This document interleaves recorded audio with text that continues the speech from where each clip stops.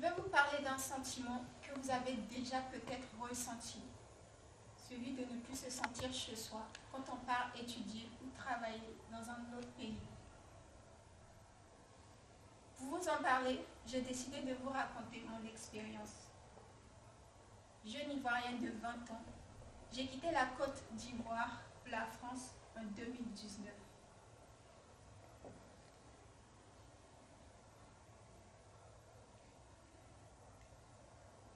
Le jour de mon départ, je ne pensais pas qu'un jour l'appartenance à mon pays serait remise en question. Pourtant, ce sentiment s'est imposé à moi au fil du temps. Les premiers mois de mon arrivée en France, je ne voyais pas de grande différence avec la Côte d'Ivoire. Sûrement parce que j'étais déjà habituée à la culture française grâce à la télévision. Mais après 3 mois, le froid s'est installé et avec lui, le manque. Ma famille, mes amis et mon pays. Tous me manquaient terriblement. Faute de moyens financiers, je n'ai pu retourner en Côte d'Ivoire qu'au bout de 3 ans. 3 années marquées par des moments difficiles. À cause de ma couleur de peau, j'ai vécu de la discrimination et du racisme, très souvent voyé.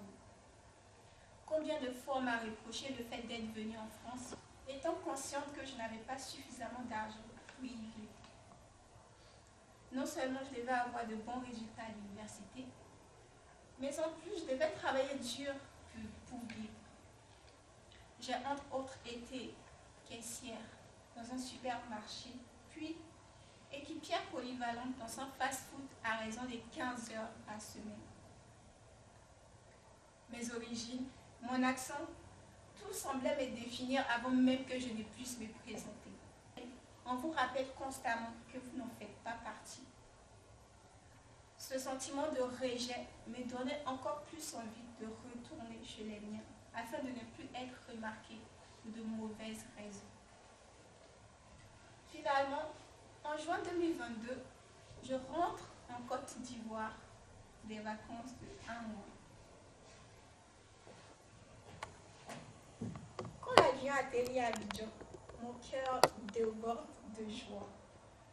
Rien qu'en entendant notre accent sur le tarmac, je ressens une sensation de bien-être. À la douane, je me dirige fièrement vers le rang réservé aux Ivoiriens.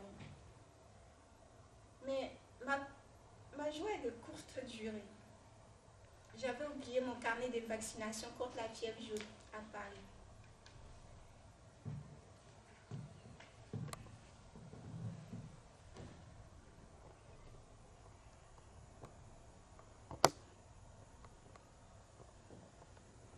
On m'isole avec d'autres voyageurs dans une salle. Ce qui devait être une formalité rapide se transforme en une scène d'humiliation. On nous parle mal. On nous reproche de nous croire supérieurs parce que nous vivons à l'étranger. Ces mots me blessent, car cela signifierait-il que parce que nous vivons à l'étranger, nous ne sommes plus chez nous? Après cet épisode une nouvelle fois refroidissant, je retrouve ma famille avec beaucoup de joie.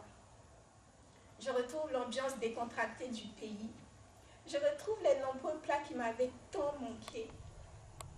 Je retrouve mes amis. Je retrouve la chaleur de la maison familiale. Finalement, je me retrouve. Je dois vous dire que mon retour est aussi dû à un événement précis. C'est le mariage de ma grande sœur. Entre l'organisation et la célébration du mariage, l'ambiance est très festive. J'ai ainsi l'occasion de revoir même les membres les plus éloignés de ma famille. Ces moments me réchauffent le cœur et me permettent d'oublier immédiatement ma solitude d'étudiante dans mon 10 mètres carrés.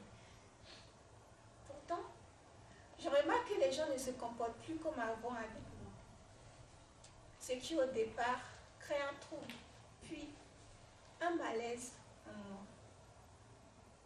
J'entends fréquemment des remarques du genre: ici, ce n'est pas comme chez vous là. Ici, ce n'est pas comme chez vous là-bas. Tu es devenue française maintenant, hein? Tu es devenue française maintenant. Ce que je considère comme les miens me voient désormais comme une étrangère, une banguiste. Il faut savoir qu'une banguiste est une personne africaine qui vit en Europe ou en Amérique. Même si je ne le dis pas, ces remarques m'irritent car elles questionnent mon lien avec mon pays. C'est alors qu'au fur et à mesure de ces vacances, je me rends compte que moi aussi, j'ai changé. Ma mentalité, mes habitudes, tout a évolué. Ce qui me semblait normal avant m'agace à présent. Au bout de 3 semaines, je n'ai qu'une envie, revenir en France. Car en France, je suis étrangère, c'est un fait indéniable. Mais en Côte d'Ivoire, je le suis devenue aussi. Aujourd'hui, je porte avec fierté mon identité d'Ivoirienne étrangère en France. J'ai aussi accepté d'être vue différemment en Côte d'Ivoire.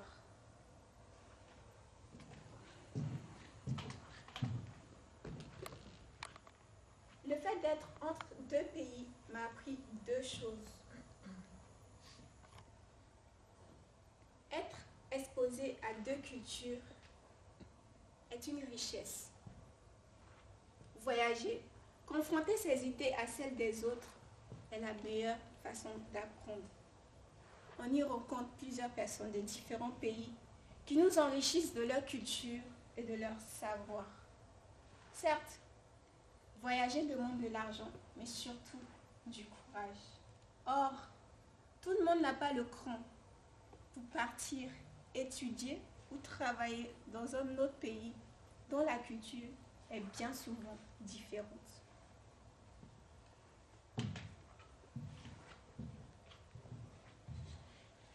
Je suis donc fière d'avoir osé, car je suis partie avec un simple baccalauréat.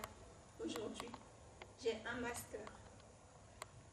Sans expérience professionnelle au départ, aujourd'hui, mon CV pourrait désormais faire 2 pages. Autrefois timide et réservée, aujourd'hui je me tiens devant vous. Si j'en suis arrivée là, c'est parce que j'adopte 4 attitudes. D'abord, j'accepte mon évolution personnelle. Vivre à l'étranger m'a transformée. J'ai appris que je pouvais appartenir à plusieurs cultures sans renier mon identité. Ensuite, j'ai établi un équilibre entre les 2 pays. Plutôt que de me sentir coincée entre 2 cultures, je me vois comme un pont entre elles. C'est donc une force, pas une faiblesse. De plus, je communique régulièrement avec ma famille sur ce que je ressens par rapport à leurs remarques.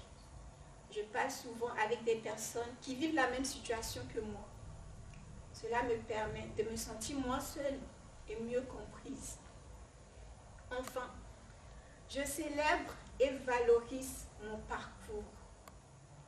Je me souviens chaque jour du courage qu'il m'a fallu pour partir, m'adapter et continuer à avancer. Aujourd'hui, mon parcours inspire d'autres personnes, ce qui est une fierté.